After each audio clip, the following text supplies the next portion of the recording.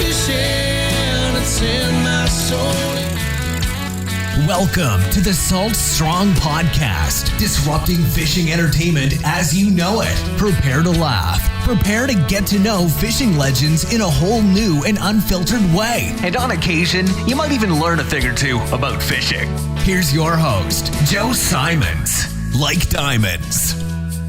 Hello, Salt Strong Nation. Joe Simons. Like diamonds. Got Luke Simons. Like diamonds. Talking about rattles and fishing lures. If you don't know, sound travels very well underwater. Fish can hear things very well underwater. I believe it's like almost 5,000 feet per second that sound travels underwater. So it's no surprise that rattles have been around for quite some time, even going back to like many hundreds, even thousands of years. People have, use different things underwater to try to attract fish. Some out of curiosity, meaning like the fish are curious, hey, what's that noise? Some just to attract a strike, meaning, calling fish right up to you to kind of get their attention. Obviously, if they see something that looks wounded on the top of the surface or below the surface, it's just one other way to have an edge over the fish. So we've always been curious by it. There's also that saying that, hey, a lot of this stuff catches more fishermen than fish. And so we've been curious, and Luke just did a recent test here because we have battle rattles. If you guys don't know, we actually sell rattles in our store, especially for those power prawns. I mean, shrimp in general underwater make a pretty unique sound that it almost sounds like those little glass beads. And so we knew it was going to work on that. We know most topwaters like this Super Spook Junior I have in my hands here, that's what's rattling right now, have always pretty much had rattles. A lot of the subsurface hard baits have rattles in them. And a lot of people have been asking, hey, can you put little glass beads, rattles inside of normal soft plastic? And the answer is yes. And Luke now has been testing it. We're going to continue to test it. Nothing is proven until we've done many tests. But the first week of testing was really unique. Like, hey, let's share what we're finding here, the good, the bad, the ugly. So talk about kind of how this came about, Luke, and what you've seen so far with your rattle test. Yeah. So as Joe said, rattles have been in fishing for a long time. And for years, I've just never really used them with soft plastics. This is more of like a finesse type situation in many cases. And so what I've started recently doing was we got these battle rattles, and I started doing some tests. I mean, before I would use them like for one day and then not use them for another. And it's really hard to you can't really judge something by that because there's so many different variables at play. So what I did, let me just show you the screen. I'll show you a little bit of footage. But what it is, I got two of these power prawns, right? So the same lure. If you're listening, we're looking at Luke's footage from this past week. Got a nice snook there. Yeah. So I had two rods, the same reels, the same size line, like everything was the same leader, same length of leader too. Try to minimize the variables as much as possible. And I would do 3 casts with one, change it, 3 casts with the other, change it, and just go back and forth, especially like an hour and a half this day. And it was interesting to see the results. So I've done this on like some like stint. I did like a Procure versus another stint once, and in many cases that's kind of the same. But in this was one of the first fish caught. You can see the power prawn right in its mouth. And this was a slot snook. It was a legit snook, and it was on the rattles. And the rattles, it actually won handily. So I just kept fishing. You can kind of see what's going on. There's the power prawn, and talking about re-rigging and everything. But I kept fishing down the shoreline and was getting into a lot of action. Ended up being, I caught a jack there too. I think that was on the non-rattles. But it ended up being, it was 6 fish caught with the rattles, even one nice, I caught 2 nice snapper actually. Dude, that's a keeper snapper there. Yeah, it was a proper snapper for inshore fishing. They were like around 14, 15 inches. But long story short, I ended up catching 6 fish on the rattles, 4 on the non-rattles, and then the bonus, I guess, a +1 on the rattle side because I hooked into some giant fish that totally wrecked me in the pilings.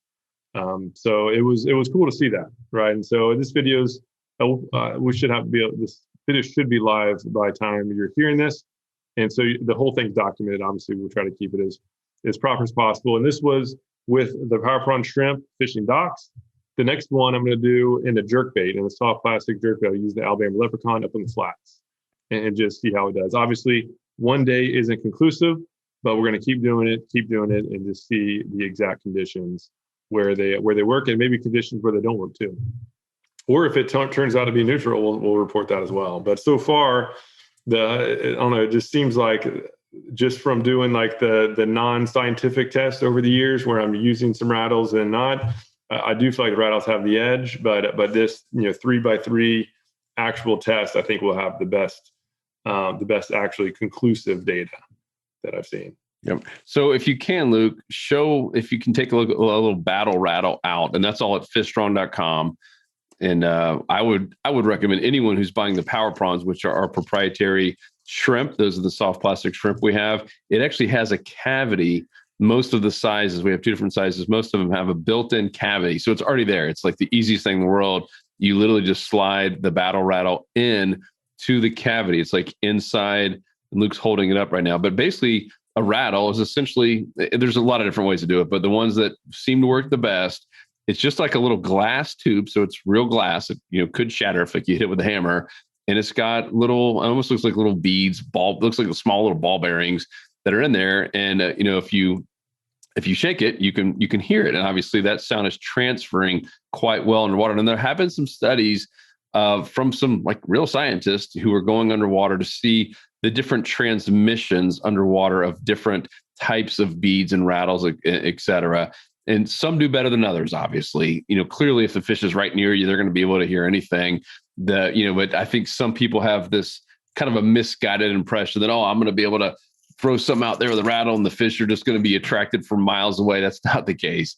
This is really to find an area, the 90-10 zone, which we just did a podcast on that. If you haven't heard that one, must listen to. About 90% of all feeding fish are in 10% of any area at any given time. And so if you can find yourself based on trends, which is what we teach in our Insider Club, in that 90-10 zone, that your chances are going to increase. There will be some fish around there, and that a rattle, that noise will attract them, right? Even if it's just out of pure curiosity, hey, what's going on over there? Because it kind of sounds like a little fleeing shrimp, a little small little, and all of a sudden, hey, now they're one step closer or one fin closer to your lure or whatever it might be that you're fishing with.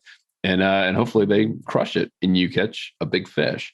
Now you did a recent one. It's a little bit more work putting one of these little rattles, because it's got a pretty sharp point, right? It's glass that you can actually, there it is. So you can actually like insert this into really any kind of soft or most soft plastics. I don't want to say any, because like Z-Man would be really tough to put it in there. But most normal soft plastics, you can actually put that in there. So talk through that, Luke, because I watched your video. I personally have not done that. I put it in my power prawns all day long, but I have not put it in like a Slam Shady, paddle tail, or any of my other soft plastics. Yeah, and so the reason why we went with these battle rattles is because they're small. They're smaller than most others on the market. So it's the actual dimensions are 3 millimeters thick by 10 millimeters long. And a lot of the other ones, like here's just a one by one, you can, so it's big old test tube. You can see it. Yeah, it's more like a test tube, and it's thicker and longer. So this is 4 millimeters by, I believe is 14 millimeters long. And the reason why that's a big deal is because a big part about soft plastic, these are for inserting the soft plastic lures specifically. And a big part about soft plastic lures is their action in the water, especially for like a split tail jerk bait, like we're showing here. This is the Alabama leprechaun. And if you put one of those big bulky rattles in there, it'll often make a big bulge. And if it's not perfectly centered, which is hard to do, it's gonna negatively impact the action in the water. And I would argue confidently that the action in the water trumps the sound. So yes. So when we're adding sound, so far it looks like sound is helpful, but we must make sure that we don't ruin or decrease the action in the water. And so the cool thing about these smaller rattles, so small I lost it here on my desk. The cool thing about smaller rattles is that you can add the sound without impacting how it looks in the water. So the easiest way to do it is just to have the lure rigged. And for lures that don't have a rattle cavity, right, which are most, you can just get a hook and just put a little pilot hole right, in the spot you want to add it. So for these type of baits, I'll go oftentimes like right toward the top or even toward the tail where it gets thick again. It just needs to be in some part of the plastic that is thick enough to actually house it. So make that pilot hole, find that pilot hole with the pointing end of the rattle. All right. And then just push it on in there. And it's really simple as that. It just takes a second. I just push that guy in there. And then once it's in, so now you can't see it, but it's got a little bit of a bulge. So once it's in, I just push it on back in and then just make sure that it doesn't pop right out that hole. So now you can see the rattle's in there and it's just barely, can barely even notice the slight little bulge just right in the top center, right where that pilot hole is. Yep. And it's not going to negatively impact the lure. And so now Luke's holding up the Alabama leprechaun jerk shed. So now as that thing's popping off the bottom, it's just one other reason that a fish is going to look over and be attracted to that. And not all of these little glass rattles are created equal. Like we spent a lot of time on this. We had a lot of different ones we tested. To Luke's point, this small one has a very pointed end. I mean, it's like almost sharp where you can actually put it into soft plastic pretty easy, where some of them are dull. I mean, there's no chance, like zero chance, you're going to be able to get it into a lure that doesn't already have a rattle cavity. Like no chance at all. Adding this thicker rattle in that we, as I mentioned earlier, wouldn't work. It would create a huge bulge. And let's see if I can. I'll do it on the old wrecked one. I don't want to mess up one of my good ones. And it'd even be tough to get in there and first, because we had a few people said, "Oh man, it seems expensive for these battle rattles." One, obviously, if you're a member, it's 20% off, and two, if you just add it to a normal order, it's completely free shipping, right? So you don't have to pay the shipping because the things are so lightweight, it won't even increase your shipping costs as well on anything. If you're ordering, like, let's just say a pack of power prawns or Alabama leprechauns or jerk shads or all the above, add some rattles into your order, and the shipping is completely free on any battle rattle. Plus, once again, you save 20% off as a member on these and everything else in the store. So Luke's here. If you're listening, trying to put one of these thicker, non-pointy rattles in, and this is why you want nice ones. This is why it's so important to have one that has a pointy end where you can easily insert. Otherwise, you're going to spend half your day trying to get these rattles in and out. Yeah. So I made the pilot hole and as normal, right, and then shoved it in. And it's actually so big. I mean, it's actually so big that it won't really fit in the, most soft plastics have the little undercarriage, the opening that's really for weedless hooks for better hook sets. And there's really just not enough room to even do this, to be honest. So again, that's just another reason to not, like I said, not really mess with these with the soft plastics. It's tougher to do, and it literally is just it was just going to be sticking out on one side or the other. It's not even worth messing with. Yep. So I personally think what we're going to find is there's going to be some circumstances where you just don't need that extra sound, especially if like you're sight casting, like it takes me back, Luke. What was the name of that one lure that had LED lights and all that? The twitching lure. The twitching lure. I'm still upset about this. So we went out basically to prove a point. The twitching lure, don't buy it. It's a waste of money. We went and bought it for you and did the test, and they had some crazy claims out there that, this thing, and it literally has like a USB charger for the LED lights. It looks like the 4th of July underwater. And there's one, there's sound is cool, has sound and light and all kinds of action is a little bit too much. And so we were in Tampa, and we found, remember, like those are overslot snook. I still can just like visualize this because it's like when you see snook like that and they don't know you're there yet, that's a dream come true for most inshore anglers. And I'm talking about big boys, super shallow, beautiful, clear day. We had the wind at our backs, like we could cast a mile, and this thing casts pretty far. And we make multiple casts up to these different snook. What happened, Luke? Yeah, I mean, it was, we had to lead them a little bit more. Like with soft plastics, you get them a little bit closer because they're quieter. But we would even lead the snook, more than we normally would. And they were long gone. As soon as that lure, as soon as it hits the water, it starts actually like literally vibrating, like a mechanical vibration and a little red lights flashing. And those snook were gone, long gone. It's just not natural. It's not even close to being natural. And yeah, so it's not more is better situation. In many cases, it's moderation wins, which is, I would say, where I'm more going often with not this. the way to go. Yep. And it's unique too, where I'm doing I did some tests last year on the Rapala Skitter Walk versus the Super Spook Junior. And the Skitter Walk has, you can probably hear it, it's like a one thumper. It's deeper. It's a deeper thump. And then the Super Spook Junior has multiple rattles in there, and some have a higher frequency. And I did the same type of test, right? 3 casts, 3 casts, 3 casts, 3 casts. I did it for 5 days, and under different conditions. Obviously, every day was different. I was logging the conditions and tracking the results. And what was interesting is, in no case did one lure catch fish and the other one didn't. So it wasn't like a make or break thing. So just know that. But what was interesting is I did see a trend on one being better on the calmer days, and then one being better on the windier days when the water was all murked up and choppy. And so the deeper one actually seemed to outperform the higher pitch one on the windy days. So the windy days, the Skitter Walk had a slight advantage, and then the other days, right, the calmer days, the Super Spook Junior with a little bit higher frequency outperformed the other one, which was interesting. And so it'd be interesting to test like this is like the original spook, the original Zare spook. There's no rattles at all, right? And we used to catch a bunch of fish. Remember Joe and Marco? This is our lure, and we catch a bunch of big fish. And in that case, there's no rattles at all. So I think again, that was when anybody could go out there and catch a 20 pound snook. It's true. It's probably true. Yeah. At that time of the amount of fishing pressure, I'm sure was a factor. But yeah, it's just interesting. It'll be interesting. We're going to do some, again, more experiments to try to determine exactly what situations it's very helpful, what situations maybe it doesn't matter, and other situations that it might actually be harmful. Yep. So it'll be fun to test. So don't all the top waters for the most part come with rattles now? No, I mean, you can buy the original Zare spooks. They don't have. You can. So the OG still doesn't. Okay. Yeah, this one's pretty new. But all the super spooks, that's when they started having rattles. But most do, right? So I have a whole tackle tray of a couple tackle trays of top waters.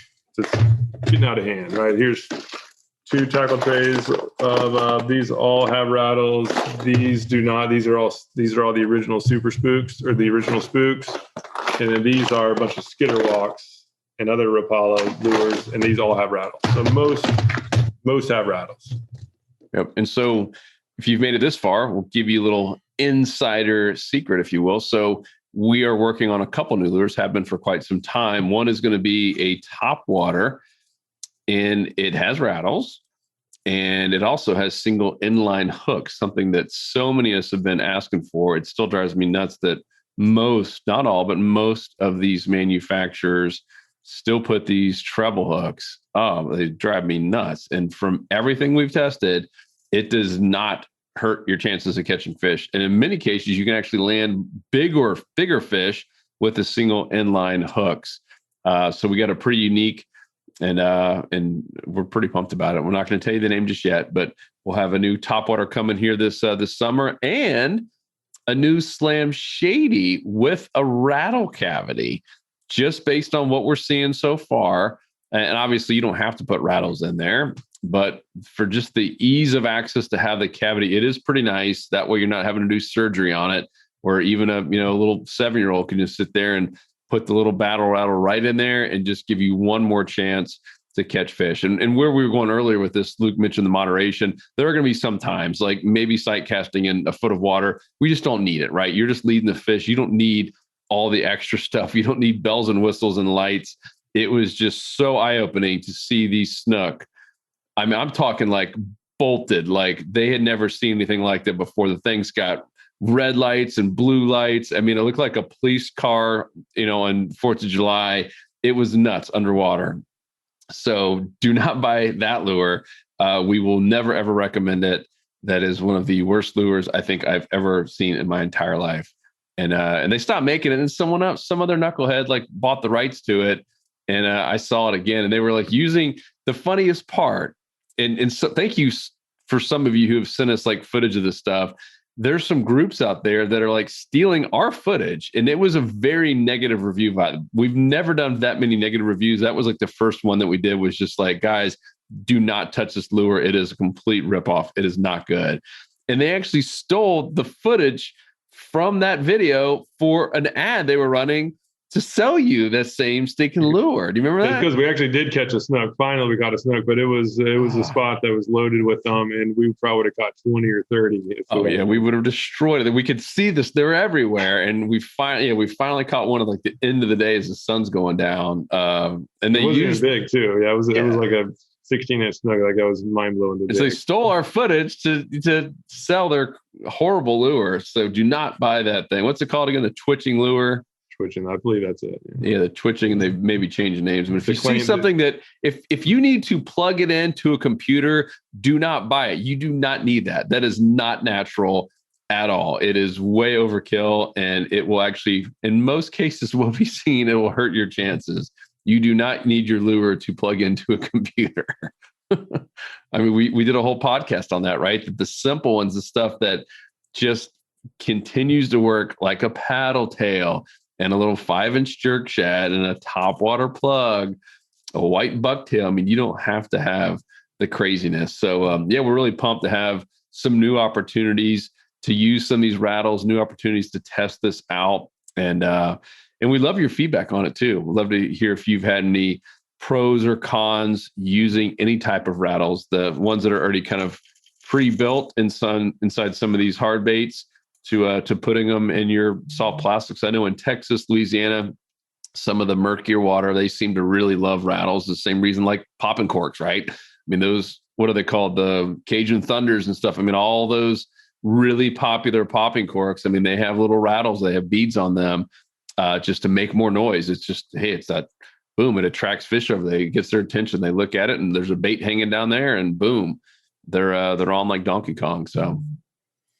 Yeah, and I think, at least so far, what I've seen as far as the rattles, right, when they're the most helpful and when they're the least helpful, it's really in line with just overall just vibration, and it's when the water is super clear and calm, that's when they're the least needed and potentially even harmful. I would even venture to say, just because it's just when everything's quiet, just like, you know, remember, like camping as a kid, you're in the tent, there's like no winds, no nothing, and like a little squirrel or something is walking on some leaves, and it sounds like it's a bear out there, right? It's just unnatural. Like when things are calm, just things aren't moving and things aren't making noise. Is that why you always pee your pants when we're camping and it's real? No. But I also want to add clear, calm, and shallow, right? Because like you fish some of those docks, it could still be a calm day, but the docks are 7 feet deep, changes a little bit. So if you're in 2-3 feet or less and you're fishing super shallow and clear, calm, you don't need these rattles, in my opinion. Yeah, because that's when the predators themselves are more vulnerable, right? When they're up in the shallow water, and so they're on high alert. They're up there to feed, but so you want them to find your lure, but you don't want it to like just be like the twitch, you know, that police siren car going through the flat. And so when I'm always using rattles or vibration, I guess I should say rattles and or vibration, is when I'm fishing those windy days like we had yesterday. The wind was cranking, the water's churned up, right? There's just a lot of underwater motion and noise and chaos. And that's when, if you don't use rattles or vibration, just the fish are going to have a really hard time finding your lure. You're literally going to have to buzz it right in front of their face. Otherwise, they'll have no idea it's there. And so the I guess the windier or the murkier, the more fish have to rely on their senses other than sight. That's when I would argue to say that having rattles would definitely be a benefit. Obviously, you don't want to have the police siren still. You don't want it to be just crazy loud. But that's when, at least from what I've seen so far, that's when rattles make the biggest difference. Cool. Reminds me of the time we went fishing in Sebastian. I don't know if you were there for that one. Todd and Richard and I were on a tent there in Sebastian State Park, and Todd had basically gotten up to sleepwalk and to go to the bathroom and thought he was out of the tent, and he was still in the tent. and just started peeing all over Richard in a sleeping bag. And it's the next morning, and I was out for the whole thing. And the next morning, Richard's sleeping in the car, and I'm like, "What are you doing?" He's like, "Oh, I got peed on last." Always good times at Sebastian. Those were some good memories of camping there, especially the multi days. Yeah. By that last day, I mean, no shower, just absolutely reek, and caught a lot of snook back there. That was a blast. Yeah, I remember wading back in that little lagoon back behind the campground. So Yeah. we didn't catch any big fish. That was probably at that time it was the most snook I've ever caught in one day. Just wading out there. No boat or anything. We just went out there and have some fun. We grabbed some fishing rods, and it was a good old time. Just imagine if we had rattles back then, we would have really slayed them. Yeah, that water was murky, so probably and yeah, so yeah, more tests coming soon, right? I really enjoy doing the test, and it's just cool to see the kind of the small changes that can make big differences. And not every experiment has had a huge, eye-opening result, but some have, and so that'll be a big focus for the remainder of the year, is to just try to really dig down and see what matters and what doesn't, right? And then also when and what conditions. So more details coming soon. Yep. So guys, we appreciate you. And if you haven't picked up your battle rattles, go add it to your cart, buy something else to, basically the free shipping, since those things don't really weigh much at all. No reason for you to have to pay shipping on them. Add it to your cart with some power prawns or slam shady, something. And, but the power prawns are the easiest because it's already got a rattle cavity, and that thing is proven to work. It's the reason they put the cavities in the first place in Brazil. They always put little rattles in there. I mean, it's just one more reason to have an edge over the fish. We're usually fishing that a little bit deeper as well in most of the cases. So that's all at fishstrong.com. And of course, if you're an insider member, 20% off everything there that we discussed. And just one more reason to join us in the Insider Club. We've got some really cool stuff coming. We're really loving these live calls. So every Thursday, we get on a live Zoom call, just like if you're listening, Luke and I are recording this over Zoom. And, get hundreds of our members on there every week, ask questions. Hey, here's where I'm fishing this weekend. Where do you think I should go? Sometimes we'll have certain topics or even guests. Really, really, really helpful. They're kind of like having a fishing guide in your back pocket with the main emphasis on trends. What's working right now? Because, Luke's out in the water every week. Our fishing coaches are out there every week. We've got people every 5 minutes are putting up fishing reports. And so we're just trying to cut down the learning curve and tell you exactly the types of spots you should go fishing every single week to catch inshore slams. This is not going to help you for catching tuna offshore. This is for redfish, speckled trout, snook, flounder, even some big old mangrove snapper that Luke caught this week. Any of our favorite inshore saltwater species. If that's you and you fish anywhere from Texas to Florida, Virginia, or any state in between, then I would urge you to join us in their 22,000 fishing fanatics that are in there. We're having a blast. The community is so awesome that, the tackle discounts are awesome. We've got a couple members who've spent well over $5,000 in our store, from rods, reels, and chum and all, and lures and line, et cetera. And, 20% off of that, you can do the math. I mean, it pays for itself real fast. But even more importantly, we're unbiased. We have no sponsors, and we've had many companies who have offered to sponsor us, and even a couple that have given some decent money waving in our face. And we've said no to every single one because we want to keep it unbiased. We want to be the consumer reports of the saltwater fishing world, to be able to go out there and test stuff with our own dime and our own fishing spots and report back to you. Hey, here's what's working. Here's what's not.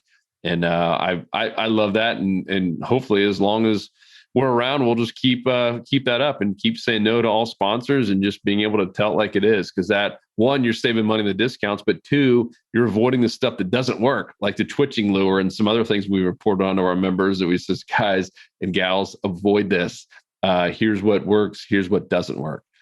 The whole goal, save you money and save you time, putting you in that 90-10 zone to catch more inshore slams per trip.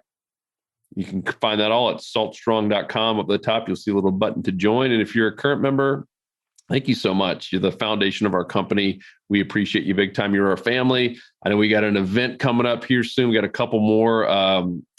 Those are really exciting for us because the online club part is cool. We used to do some live events and it went downhill. just because of COVID, it was a little bit tougher to do them. And now that things are getting a little bit better, back to these live events, and just one more reason to be a member. Really, really pumped to start doing this again. Yeah, going to be fun, and more coming soon too, and even just meetups too. We have a section in the community for meetups, and those are becoming more and more common. Where we set some up ourselves, but also all members can set up. Any member can set up a meetup whenever they want, and just a fun way to go out and meet some fun anglers, and just share tips, tactics, and it's all region basis too. So no matter if you're in Texas, anywhere along the Gulf in Florida, or even up to Virginia. Actually, even we have some members up in New Jersey. Oh yeah, New York area as well. So that the whole section, anybody can do meetups and just find fellow members near you. Yep. So that's it. saltstrong.com. Guys, we appreciate you. If you haven't already, please make sure to subscribe to the podcast. Leave us a review. It helps us big time to be found, to find more people, and it's how we keep this whole thing completely ad-free. Not like some of these other podcasts where you got to wait 7 minutes just to even hear the co-host talk. It's just a bunch of ads. We want to keep it completely ad-free. So all we ask in return is to subscribe, give us a 5-star review if you love it, and then share it with a friend. We love that big time. And obviously, if you're watching this on the YouTube, subscribe there as well. Helps us out big time. We appreciate you guys. We love you, and we'll talk to you on the next episode. We out. Peace. See ya. 'Cause fishing, it's in my soul.